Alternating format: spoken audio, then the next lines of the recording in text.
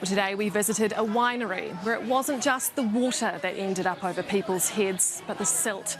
And we witnessed an incredible family reunion. Nick Trubridge begins our coverage. This is what it's come to for cut-off communities in Hawke's Bay. This as close as we can get to Dartmoor, a settlement still trapped and reliant on these military river crossings to survive. But suddenly, amongst it all, a long-awaited reunion. Dartmoor local Hayley Keegan using a makeshift pulley to float across the Tute Kuri River and reunite with mum Jill. So it's been a bit surreal over there, really. A reminder of what this region's been through and the reality it now faces. Many still without access, power, water or phone coverage.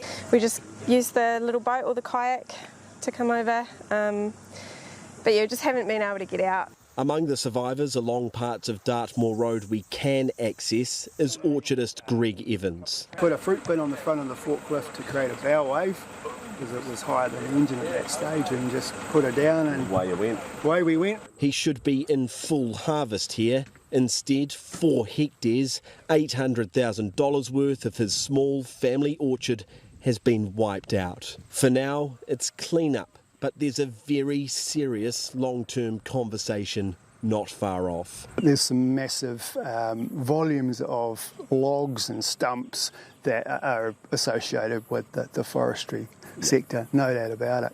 And that's, I've been through many floods and nothing where we've dealt with this amount of debris and wood. To the north, Eskdale still resembles another planet. At Petane Wine, they've managed to clear some of the metres-thick silt and slash to cut a cubby. Inside, volunteers reach into sludge to retrieve stock. I think we are talking 2 metres, yeah. There's 2 metres in the brewery. And yeah, like 5 days ago, it was like quicksand. I'm walking in what used to be 5 hectares of pristine Hawke's Bay vine. 16 years in the making, it's now a complete wasteland. So I'm really focused. I'm just focusing on what we can do. And I'm just, why I am okay is because I thought my other family, my brother and his family were all dead. And as we talk, authorities scour the barren wasteland around us, looking for signs of those claimed by Gabrielle. A stark reminder of how lucky those left behind really are. Nick joins us now from Dartmoor. And Nick, what do locals out there say they need?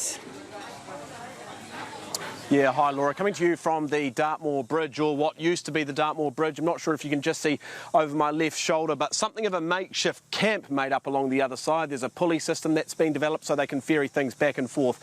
So on that, the most obvious but also the most serious issue at the moment is access. It may not seem like a big issue, but of course the individuals over here that are completely blocked off from the rest of society, well, they're running on generators. What do we need for generators? We need fuel, of course. Another issue, we've just seen a woman have to come across because she needs medical supplies from in town.